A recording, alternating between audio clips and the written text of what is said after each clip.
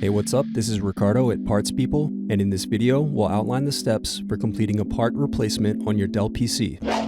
Visit our website and use this coupon for a 5% off discount.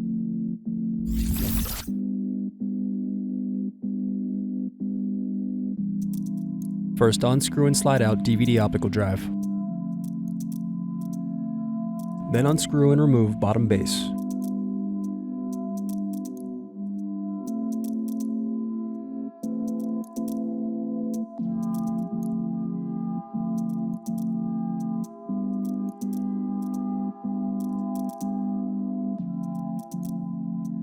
Now unscrew and disconnect battery.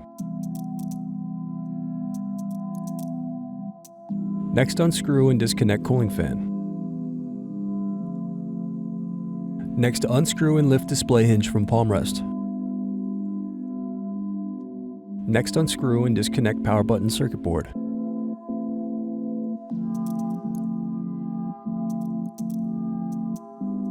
Thanks for watching.